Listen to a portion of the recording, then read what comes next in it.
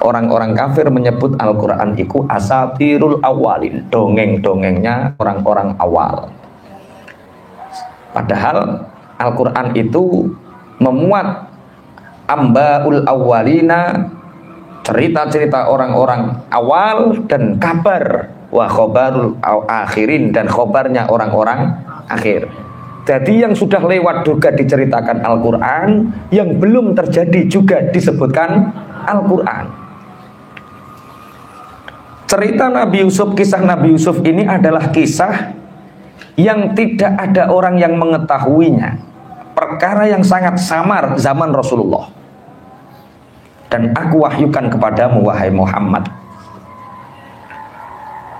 Yang menentang Rasulullah di Madinah itu adalah orang-orang Bani Israel.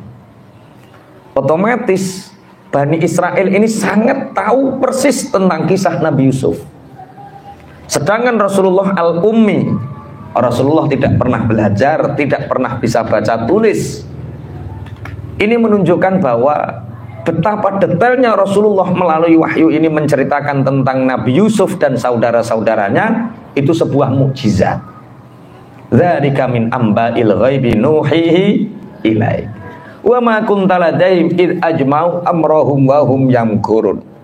Id ajma'u wa hum yamkurun, ketika mereka merencanakan penipuan terhadap Yusuf itu. Tapi di sini detail. Ini menunjukkan bahwa Al-Qur'an ini bukan min inti Rasulillah. Al-Qur'an ini bukan karangan Rasulullah, tapi Al-Qur'an ini betul-betul mukjizat, betul-betul wahyu dari Allah Subhanahu wa taala. Karena Al-Quran itu memuat satu, kisah. Dua, menceritakan alam akhirat, alam kegaiban. Gaib ini jangan diartikan khodam, gaib ini jangan diartikan sulap, gaib ini jangan diartikan sesuatu yang tidak terlihat saja. Gaib itu kita artikan surga, neraka, hisab, mahsyar. Paham ya? Nah, yang ketiga memuat hukum-hukum syariat. Yang keempat memuat tentang hukum-hukum kisah-kisah para nabi. Yang kelima, pertama dia mengapa? Kisah para nabi rasul. Yang kedua kegaiban. Yang keempat hukum-hukum syariat. Yang keempat itu kabar gembira dan kabar mengerikan. Kabar gembira untuk orang mukmin, kabar menakutkan untuk orang-orang kafir. Itu Al-Quran. Ini menunjukkan bahwa memang itulah Al-Quran. Betapa ini mukjizat karena Rasulullah tidak mendapatkan cerita ini dari manusia, tapi mendapatkan cerita ini melalui wahyu dari Allah Subhanahu wa ta'ala. Asbabun nuzulnya ayat ini, surat Yusuf ini, yaitu ketika Rasulullah Shallallahu Alaihi Wasallam ditanya oleh orang-orang Yahudi tentang Nabi Yusuf. Muhammad, engkau selalu menceritakan tentang Nabi, engkau menceritakan tentang Rasul-Rasul sebelummu. Terus, apakah engkau tahu bagaimana kisahnya Nabi Yusuf? Karena orang-orang Yahudi di Madinah saat itu mesti tahu detail tentang ceritanya Nabi Yusuf. Akhirnya turun surat Yusuf ini. Kemudian orang-orang Yahudi itu mengatakan bahwa apa yang diceritakan Muhammad itu sama persis dengan apa yang disebutkan di dalam kitab Taurat. Itu sama persis yang disebutkan di dalam kitab Taurat. Wa ma aktsarun nasi walau harasta bimu'minin. Lumrahe wong, orang itu kalau permintaannya dipenuhi. Misal, kalau kamu mau melakukan ini, aku percaya padamu. Lumrahnya kalau permintaannya dipenuhi, percaya tidak? Percaya. Orang-orang kafir itu menuntut Rasulullah untuk menceritakan kisah Nabi Yusuf. Tapi dengan harapan menceritakan ini, Rasulullah punya harapan mereka beriman setelah mendengar kisah itu. Tapi wa ma aktsarun nasi walau harasta bimu'minin. Engkau mengharapkan keimanan mereka orang-orang kafir wahai Muhammad, tapi kebanyakan dari mereka justru i'tirad, justru berpaling dan tidak mau beriman. Makanya kalau orang nuntut wis, jadi kalau ada syarat wis to umpama kiai kae ngene aku percaya, mbok turuti. Ya ora percaya. Kowe tak pek mantu cung. Tapi syaratnya sawahmu 10 keduk dhisik. Dadi tuan tanah dhisik, engko tak pek mantu. Dituruti. Punya tanah luas, ya tetep umpama dituruti ya kepeksa. Hatinya sebenarnya tidak menginginkan. Mulane wa ma aktsarun nasi walau harasta bimu'min. Setelah mendengar kisah tentang Yusuf ini, tentang Nabi Yusuf ini, ternyata orang-orang kafir justru tidak mau beriman. Wa ma tas'aluhum alaihi min ajr. Kamu Muhammad menyampaikan Al-Quran ini tidak meminta upah. Ayat ini tidak hanya turun kepada orang-orang kafir, ayat ini juga turun kepada kita. Kalau dakwah ya jangan minta upah. Kalau ngajar ngaji ya jangan minta upah. Kalau ngajar sekolah juga jangan minta upah. Tapi minta gaji. Enggak, sebenarnya kita riskan nggih. Kemarin sempat ada yang bertanya, Pak Yai, apa benar seorang guru menerima hadiah dari wali murid itu hukumnya suap? Hadiah itu kalau zaman Rasulullah disabdakan, salinglah memberi hadiah maka kalian akan saling mencintai. Kalau dalam kitab taklim karangnya Imam Ibrahim Az-Zarnuji itu dikatakan bahwa selayaknya orang tua sering memberi hadiah kepada guru dari anaknya agar anaknya mendapatkan keberkahan ilmu. Lah, tahu-tahu sekarang hadiah dari orang tua wali santri kepada guru dikatakan riswah dengan alasan membeda-bedakan. Sesuatu yang menjadikan haram itu namanya al-mani, sesuatu yang menjadikan haram, penyebab keharaman itu dibedakan. Bagaimana mungkin guru ngaji itu membedakan? Wong guru ngaji ora tau digaji. Nah, bagaimana kalau Pak Pra digaji bulanan dapat hadiah dari murid? Kalau memang hadiah itu menjadikan Pak Pra lebih condong dan itu urusan hati Pak Pra. Tapi jangan langsung digebiah uyah, langsung riswah. Ini tidak bisa seperti itu. Nah, bagaimana agar tidak terjadi riswah? Ya cara penilaian, cara sikap, cara apapun tidak berubah dalam konteks menerima hadiah atau tidak. Nah, ini jenenge ngukumi awake dienggo ngukumi wong kabeh. Berhubung dhek bertigai hadiah nek biji pantangin 6 dadi 9, terus guru-guru dianggap menerima hadiah dihukumi haram. Ya jangan seperti itu. Orang itu harus likulin hukmu, dihukumi sesuai porsinya masing-masing. Jangan sampai dikebiah uyah. Jangan sampai dikebiah uyah. Kita sering mendengar cerita bahwa Mbah Yai Hasyim Muzadi almarhum dulu, bapaknya orang biasa. Kenapa bapaknya menjadi ulama besar, anaknya menjadi ulama besar? Karena bapaknya sering ngirimi guru ngajinya, kiainya. Pulau sering diceritani Mbah Yai Sahlan Kuris. Beliau seperti itu karena bapaknya itu suweneng karo Mbah Yai Soleh. Panen telo dikai telo, panen menyok digawani menyok, panen. Lah yo ono wali santri lagi luman diarani haram. Medit kabeh suwe-suwe. Wis duwe utek medit didukung, wah seweneng terus sampean oh ya bener. Wis duwe utek medit terus didukung. Masyaallah. Wa ma tas'aluhum alaihi min ajr. Kamu Muhammad menyampaikan ayat Al-Qur'an ini tidak untuk upah. Rasulullah menyampaikan risalahnya tidak untuk upah. Kiai menyampaikan ayat-ayat Allah tidak ingin upah. Kiai kok suwemang atau ngulang ngaji? Semangatnya kiai ngulang ngaji itu karena apa? Karena kiai itu sangat rindu, seneng umpama santri-santri udah sujud ning Allah. Sak dalan-dalan umpama ana wong sing ora sujud, kiai susah. Lah carane mengajak supaya mereka mau sujud ya ngaji. Ngaji. Mulane umpama kiai kurang ngulang ngaji ku urip resah. Nah, tetep napa? Ngaji. Masa urung buka yo ngaji. Masa urung mangan sedina yo ngaji. Wong sing dikon badali ra teko-teko. Pak itu kan setengah jam tak gawe mangan dhisik kan sedengan. Rene jam 8 wis seprapat iso mangan. Jebule kok urung eneng live iki piye? Jebule ustaze cek padha bukane. Ya wis gak apa-apa. Wa ma tasaluhum alaihi min ajr. Mulane kula estu nggih.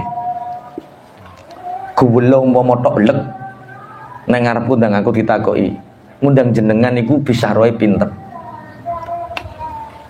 Ana wong muni ngono nang ngarepku, tak jamin berabak pokoke nang ngarep. Tak jamin sampai berabak. Lah sampean dadi santriku ya kudune ngono, aja sampai wani takok. Kula gelo estu nek ditakoki, ngundang jenengan bisa roe pinter. Kiai ku butuh duit, betul. Kiai kudune duwe duit, betul.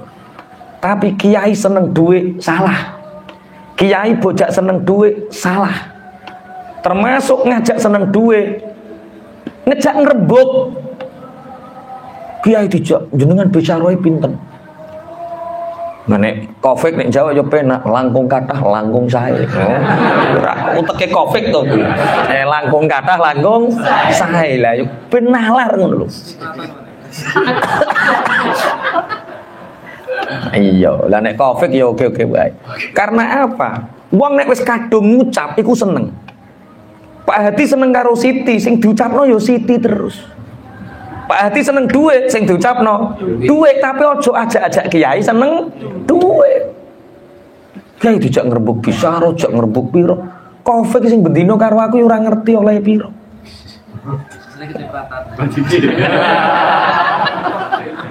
Iya mbah, kecipratan ta ora delok lemu ta orane ku. Ayo kiai oleh duwe duit ya kudu duwe duit, tapi aja mbok jak seneng duit. Ngono kuwi lek gong ikhlas. Pengajian iku umpama yakin, gak ono pembanding. Makanya pembanding itu penting. Seandainya tidak ada pembanding orkes, tidak ada pembanding dangdut, tidak ada pembanding sindir, yakin pengajian umum haram hukumnya. Yakin aku. Gak haram piye nyusahno wong dalan ditutup. Nyusahno wong masyarakat ditarik duit. Yo nyusahno kiyaine pantange ngulang ngaji bocah mangkat awan. Lho akeh cara madharat-madharate. Belum ikhtilat bainar rijal wan nisa, bercampurnya laki-laki dan perempuan. Piye jajalan? Urung karipan panitiane subuhe kawanen ayo. Akeh. Jadi seandainya tidak ada pembanding antara kemungkaran dan kebaikan, pengajian umum itu haram hukumnya. Lah ngono kiai cek bocah nglakoni haram nek. Bocah bahas apa? Bisa roh gregetno wong to. Ya coba lene nek Cak Win. Aku bisa roh jenengan pinten.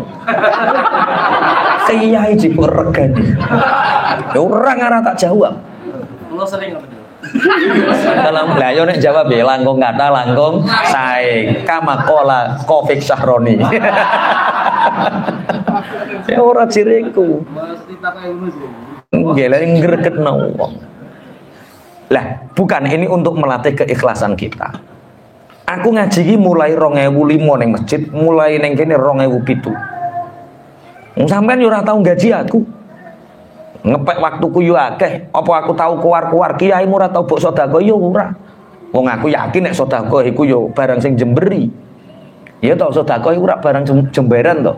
Rezekimu sing apik, sisane comberan mbok enak kiai kan yo elek to. Lah yo saelek-eleke wong nampa sedekah. Iku nek ngregak mbok tokno dadi penyakit, lah penyakitmu mbok enak ya. Lho aku meyakini itu. Tapi umpama gak mbok tokno nggih. Nah makanya ngapunten, wa ma tas'aluhum alaihi min ajrin dadi pelajaran. Ayo padha latihan ikhlas, sampean ngaji ya sing ikhlas, aku ngulang ya sing ikhlas. Bismillahirrahmanirrahim. Ngkandani wong-wong, in huwa illa dzikrul lil alamin. Kalau saya sendiri yang jadwal sudah jadi sekalipun kalau tanya langsung tak cut. Ngapunten mboten sios. Sudah ada acara yang lain. Tapi mungkin di sana orang tidak tahu kenapa kok gagal. Karena saya tidak ingin, jangan ajak kiai untuk seneng dunyo. Sing wis mlaku ngene ya wis, aja jak seneng dunyo gara-gara utek ngono akhirnya kiai kan saiki padha ngedrel ngono kuwi. Lah nek gelem ya 10 to. Nek gelem ya 15 to. Sing salah sapa padha salahe. Umat ya salah karena mendikte kiyaine supaya seneng duit. Lah dek payah kiai ini duwe utang tanggane 15 juta gak ya karek muni to. Ya 15. Ya paham ya? Wes, coba ini nih, balik nih. Kiai ditakoki, bisa roh jenengan pinten. Nek teng Lamongan pinten, ning Gresik pinten. Aku dodolan meteran to piye? Anggap dodolan meteran. Lamongan pinten, Gresik pinten, Surabaya pinten, prasamu dodolan meteran. Astagfirullah, astagfirullah. Neng Al-Qur'an iku gak ono bahas neng Gresik piro, Lamongan piro gak ono. Ayate sing jelas wa matas aluhum alaihi min ajr. Muhammad, kowe ku nyampekno risalah, nyampekno Al-Qur'an iku ora ono opah apa. Bukan dasar opah apa-apa. In huwa illa dzikrul lil alamin. Al-Qur'an itu disampaikan tidak ada hanya kecuali untuk dzikrul lil alamin. Agar Al-Quran itu diingat seluruh alam, menjadi pelajaran seluruh alam. Saya yakin boten nih, masya Allah, enak. Guys, do latihan ikhlas ya. Ikhlas itu enak. Nek gak bahas mesti ikhlas. Nek gak bahas mesti ikhlas. Kadang sing elek niku nggih dibahas niku. Umpama ulama-ulama, kiai-kiai pondok, guru-guru pondok gak ikhlas, ya mboten cucuk, Pak. Mboten cucuk anake sampean bayare pinten. Anake sampean iku mbayar iku 360. Digawe mangan sedina ping 3. Warung sing paling murah iku sak piring piro? Tempe loro 8.000, ping sedina 24. 24 ping 30 piro? Yo, gak cucuk ta? Gak cucuk. Iku wis bayar sak madrasahe, wis bayar sak pondoke, wis bayar sak operasionale. Lah gurune dipakani apa? Buktine montore anyar-anyar. Ustadz Miftah yo iso gawe omah. Ustadz Sakroni yo iso gawe pondok, jajalan piye kok? Pak Wo tambah Rebon, Pak Kaji Rebon. Itulah berkah. Dan berkah ini yang ditanamkan mindset kita. Kita itu nggak punya upah, tapi kita yakin kita dapat berkah. Ustadz Khairul ya oleh warisan sapi, oleh warisan sawah. Jalan piye? Itulah berkah. Alhamdulillah. Lah sing petakilan mergawe kawit isuk ngulang ngaji apa ora yo wangel. Itulah namanya apa? Berkah. Kalau kita ingin dapat berkah, ikhlas. Ikhlas. Wis Pak Pra, ojo leh demo nuntut gaji dan lain sebagainya. Yo ngajar. Oleh gaji itu kasunyatan. Dene kurang sabar. Allah memberi dari jalan yang lain. Ini harus diyakini. Rasulullah menyampaikan risalah, tidak minta upah apa-apa. Rasulullah menyampaikan Al-Quran ini agar Al-Quran itu sampai kepada seluruh alam, dipelajari, diamalkan. Ini kita ngaji tujuannya seperti itu. Apa yang kita tahu dari kebaikan ya kita amalkan itu. Wis yo aja ning sing takok maneh. Lamongan piro, Surabaya piro, Kalimantan piro, astagfirullah aku gak adol meteran. Bismillahirrahmanirrahim. Umpama kendaraanku gak mampu ngene Pak Wo ya ning anyar, yo gampang to ya. Umpama jak rono adoh ya wis lah ngene Pak Wo, tak telepon Pak Wo mobile nganggur nek menawa aku butuh. Iya nganggur tapi paling setahun mung ping pindho. Umpama sampean kiyaine gak nyilak. Terus lu santri kok peres ngono. Allah ya Allah. Kiai ku tambah kudune ngekeki santri, ora meres santri. Mindset seperti ini mulai dihilangkan lah. Mulai dihilangkan. Pun diling-iling, ikhlas. Ikhlas itu menjadi kunci dari keberkahan hidup. Makanya kula iling dawuhe para yai. Kowe nek kepingin dadi pemimpin siji, aja seneng donya. Nek kepingin dadi wong sugih siji, aja seneng donya. Kenapa? Kunci dari jadi pemimpin dan jadi orang sukses itu ora oleh seneng dunia. Soalnya ketika seorang pemimpin sudah mengedepankan tentang materi, otomatis dia tidak layak untuk menjadi pemimpin. Pemimpin-pemimpin besar hari ini semua pasti asal usulnya mereka melakukan keikhlasan, berbuat baik kepada banyak orang, pasti asal usulnya. Dene kok ning tengah dalan rodok seneng lah iku wis anu. Padha karo ning fikih ngono ada maksiat fis safar, ada maksiat bis safar. Ada maksiat memang diniati dari rumah. Misalkan kita mau melakukan perjalanan ke Jakarta, nanti saya mau ketemu pacar, nanti saya mau berzina dan sebagainya lah, itu maksiat bis safar. Saya berniat maksiat, itu tidak boleh kosor, tidak boleh jamak. Karena sudah punya niat maksiat. Tapi ada maksiat fis safar. Dia tidak ingin bermaksiat ke Jakarta, ingin silaturahim. Tapi di perjalanan, di kereta, dadak DE ku lungguan. Jejer. Ora yo dilang-langi koncone tapi jejerane kene. Ngono yo jek iso melangkah yo jek iso kenalan. Akhirnya terus pacaran. Ulang-ulangannya mulai nyetrum. Lah, ini namanya maksiat fis safar. Lah kalau maksiat fis safar boleh jamak kosor karena apa? Dia tidak punya keinginan sebelumnya untuk maksiat. Begitu juga pemimpin hari ini. Wong sing sugih iku gak ono sing medhit asal usule.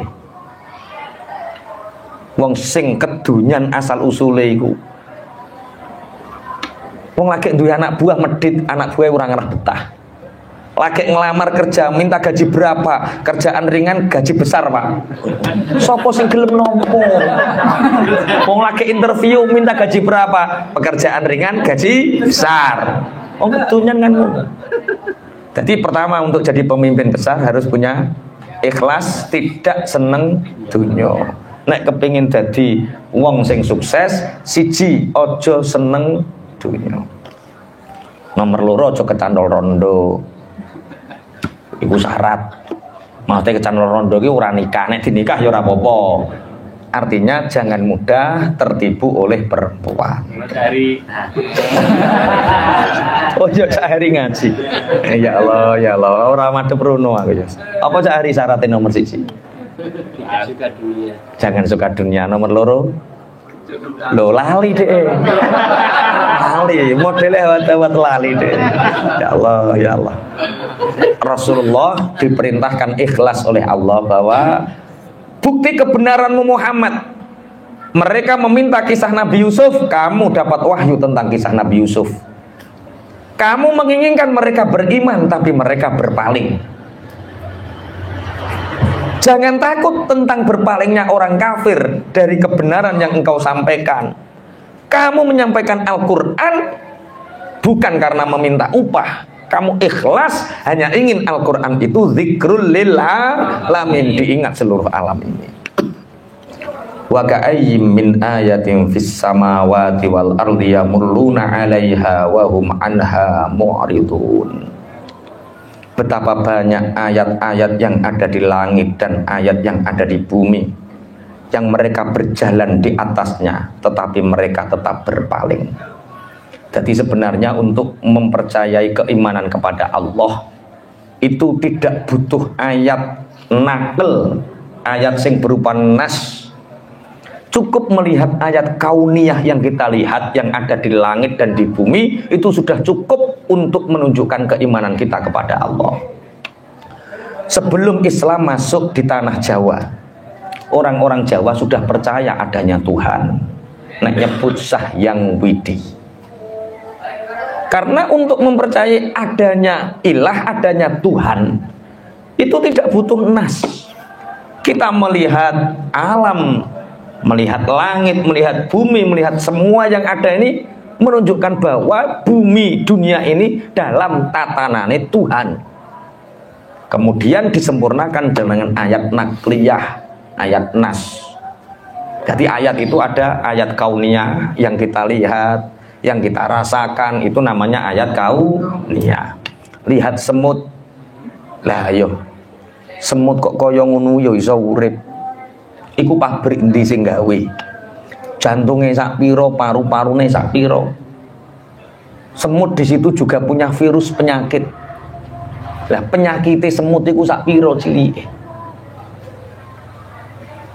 Makanya cara kitab Taklimul Muta'alim kok ana bocah lalinan, dikongkon ngapalke lalinan, itu beberapa faktor. Di antaranya siji keserengin maca kuburan patok. Patok kuburan ning ono jenenge, anakmu bojak ning kuburan moca-moca dedel teke. Tapi terus aja mbok tutupi, aja. Dikandani, nak, kalau ada tulisan di patok kubur jangan dibaca. Jangan dibatin, itu menyebabkan lemahnya akal, gampang lalinan. Nek maksiat wis mesti. Terus memakan hewan-hewan kecil yang ada di tumbuhan. Aku takok guru jenenge amoeba. Putih-putih mimik balai ngono ki lho. Neng kacang, neng kangkung, neng tewel, neng ngono kuwi. Itu ikut kemakan, itu menyebabkan mudah lupa. Ngamen kok gampang lalinan kakan mangan mimik. Kakan mangan mimik. Oh, lah yo nganyangi kacang mentahan kan. Lah yo mimik iku sak pira ya Allah. Kalau kita lihat mimik iku umpama gak iman iku lucu. Mimik itu ada matanya, ada dubul kuburnya. Dubure ono, kubule ono.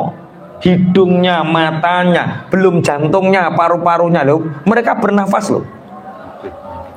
Alah sampean kok gawe mimik, gawe patung ra dunung. Jajal sesuk lomba gawe patung patung semut.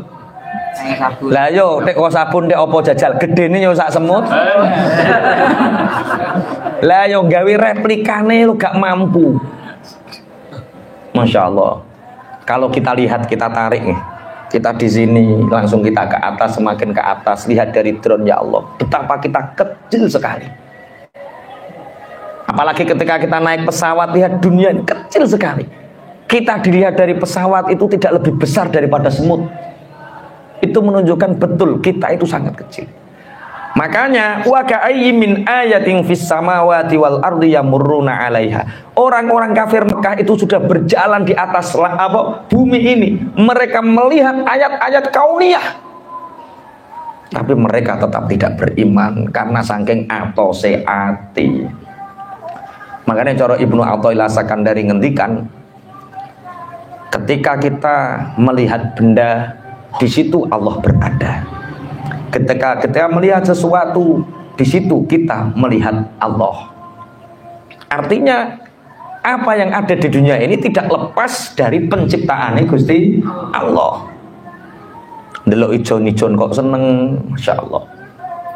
Malah enten tiyang ketika membaca ayat yusabbihu lillahi ma fis samawati wa ma fil ardh. Semua makhluk yang ada di langit dan bumi itu bertasbih. Tanya kepada mursyid thariqahnya, bagaimana cara bertasbihnya langit, bagaimana bertasbihnya angin, bagaimana bertasbihnya pohon-pohon, bagaimana bertasbihnya. Terus diijazai, kalau kamu ingin tahu cara bertasbih mereka, maka bacalah subhanallah, alhamdulillah, la ilaha illallah, wallahu akbar, sedikit-sedikitnya 100.000 setiap hari sampai 40 hari. 100.000 subhanallah, alhamdulillah, la ilaha illallah, subhanallah. Kita mentasbihkan mulut kita, hati kita, tangan bertasbih terus. Setelah sebelum 40 hari, tahu-tahu dia itu gemberebek. Donya kaya horeg kabeh kaya maca tasbih, watu maca tasbih, kabeh maca tasbih. Akhirnya hampir gila. Seandainya Allah mengkasyaf kita, menunjukkan kepada kita bagaimana cara dunia ini bertasbih kepada Allah, stres sampean.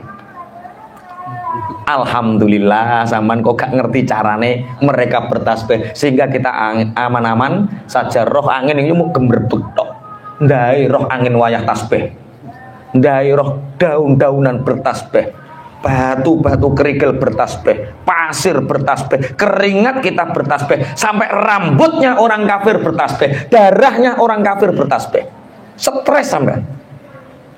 Nah, nek gak pengin stres yo yakini wae, tapi ojo pengin roh. Rambutmu itu bertasbih, sampai daging kulitnya orang-orang kafir sekalipun bertasbih. Yusabbihu lillahi ma fis samawati wa la ngono kok kowe cek gak percaya karo Gusti Allah. Mereka berjalan di bumi ini melihat ayat kauniyahnya Allah, tapi mereka tetap berpaling. Wa ma yu'minu aktsaruhum billahi illa wa hum musyrikun.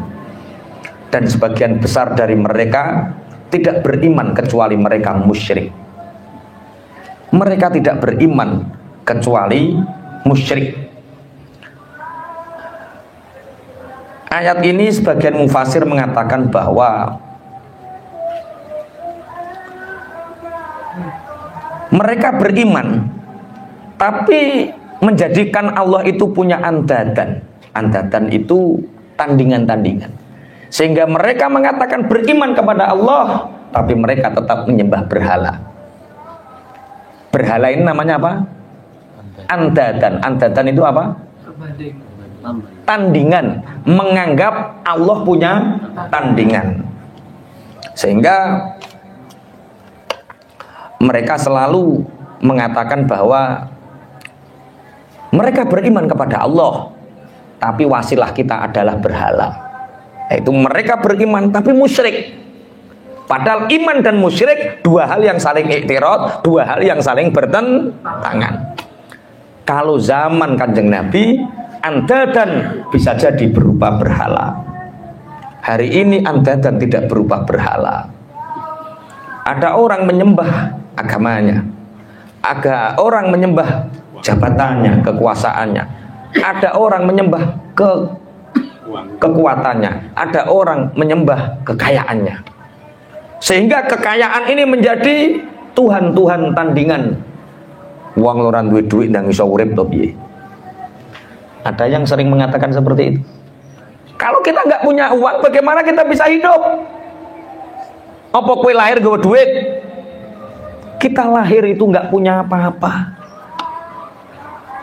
Ternyata kita nggak punya uang ya bisa hidup.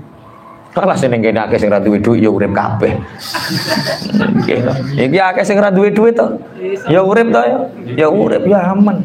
Iso guyu. Kedame cek pengen wayoh bareng.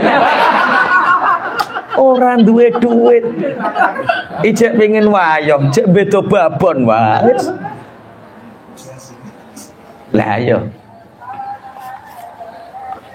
Umpama wong ra ada orang yang menuhankan kekuasaan, sehingga dengan kekuasaannya dia ingin menjadi Tuhan. Iki tak toto aku, iki tak toto aku, iki sing dadi iki, sing dadi iki, sing dadi iki, kayak anu ngene. Sehingga dengan kekuasaannya seakan-akan mendeklarasikan dia Tuhan. Andadan. Nah, ayat ini tidak hanya turun kepada orang-orang kafir Mekah, tapi ayat ini turun juga untuk kita, karena ada satu kaidah al-ibratu bi umumil lafzi la bi khususis sabab. Memang ayat ini turunnya untuk kafir Mekah yang menuntut Rasulullah untuk menceritakan kisah Nabi Yusuf, tapi ayat ini umum juga untuk kita, bahwa Al-Quran dibaca untuk zikrul lil alamin. Di samping itu juga jangan pernah menjadikan Allah punya tandingan-tandingan yang lain. Allah harus lebih besar dari kekuasaan kita. Allah lebih besar dari kekayaan kita. Allah lebih besar dari semua apa yang kita lihat. Allah Maha Agung dari semua itu. Jangan pernah menjadikan Allah punya andatan atau tandingan-tandingan. Ini perbedaan Rasulullah Nabi Muhammad dengan nabi-nabi sebelumnya. Afa aminu an ta'tiyahum ghasyiyatun min adzabillah. Apakah mereka akan beriman, Muhammad? Orang kafir-kafir Mekah itu apakah mereka akan beriman ketika datang kepada mereka azab secara langsung dari Allah? Au ta'tiyahum sa'atu baghtah, atau kiamat tiba-tiba datang kepada mereka wa hum la yash'urun, dan mereka tidak menyadarinya. Ayat ini punya dua ihtimal. Yang pertama, Rasulullah diminta oleh Allah meminta, apakah kamu mengharapkan keimanan mereka? Sedangkan seandainya kiamat datang atau azab langsung datang, mereka juga belum tentu beriman. Ini kalau Nabi zaman terdahulu musnahkan. Rasulullah tidak. Rasulullah tidak meminta itu. Rasulullah meminta kalau tidak bapaknya, anak-anaknya nanti yang akan beriman. Makanya nek ngulang ngaji, harapan kita bapak gak mendukung, ya biarkan itu bapaknya, yang penting anak-anaknya. Makanya ngapunten,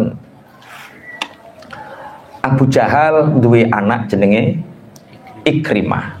Ikrimah menjadi sahabat pilihan Rasulullah Shallallahu Alaihi Wasallam. Anak Abu Lahab perempuan beriman. Ketika ada salah seorang sahabat ngimami sholat, anak Abu Lahab, putri Abu Lahab sedang berjamaah di situ, menjawab tabbat yada Abi Lahab, didukani karo Kanjeng Nabi. Mbok yo nalar. Yo Abu Lahab didhawuhno Allah tabbat yada Abi Lahab wa tab. Yo nalar ning kono anake salat. Lah yo misale sapa gitu toke. Iki Abu Lahab. Misale bisa anake iman. Bapake wis mati dilaknati Allah, anake salat. Sing diwaca tabah. Nelongso napa mboten anake? Nelongso, tetep kudu duwe empati. Didukani karo Kanjeng Nabi. Mbok aja ngono, ning kono ana anake Abu Lahab, gasak wae. Paham nggih maksudnya nggih? Ini ayat ini Masya Allah luar biasa. Nabi-nabi sebelum dahulu dikasih pilihan. Umatmu itu sudah berapa tahun kamu mengajak kepadanya?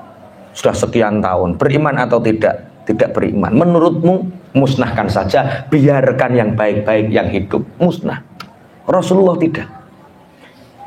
Kisah andainya Rasulullah seperti Nabi dan Rasul sebelumnya, sampean gak lahir gitu. Alah cindil-cindilmu wis ora ono. Saking rahmate Kanjeng Nabi hari ini, sampai hari ini Allah telah menurunkan rahmatnya. Makanya seandainya kiamat datang sekalipun atau azab datang dari langit sekalipun, mereka tetap tidak beriman. Tapi Kanjeng Nabi dituntun oleh Allah, kul hadhihi sabili ad'u ila Allah. Katakan Muhammad, inilah jalanku mengajak kepada Allah. Hadhihi sabili ad'u ila Allah. Jadi ketika nanti kita dakwah, kita berjuang, ada penentangan, ya inilah jalanku menuju Allah. Anggap rintangan itu sebagai sesuatu yang indah di mata kita, di mata Allah. Tapi kudu bener loh. Undang sing bener tanggamu. Mari kulo jenengan sedaya akikoh ra tau akikoh. Monggo kulo jenengan sedaya Muharram, sedekah Muharram. Diobrak Muharram dhewe ora Muharram. Monggo akikoh iku jenenge jarkoni. Apa iso mujar ora iso nglakoni. Masyaallah. Jadi Rasulullah lebih memilih menantikan hidayah untuk anak-anaknya. Kalau memang bapaknya tidak mempan, maka anak-anaknya yang diharapkan. Seperti Abu Lahab, anaknya juga beriman. Abu Jahal, Ikrimah juga beriman. Ternyata itu benar. Walaupun mereka ingkar, iktirad, melawan terhadap kebenaran Muhammad. Qul hadhihi sabili ad'u ilallah. Memang inilah jalanku mengajak kepada Allah. Ala basiratin ana wa manittaba'ani. Kami tidak hanya melihat dengan mata, tapi dakwah ilallah ini kami melihat dengan mata batin, aku dan para pengikutku. Mata batin itu artinya apa? Kita dakwah li'ila'i kalimatillah, kalau hanya menggunakan akal dan mata zahir, maka pasti kecewa.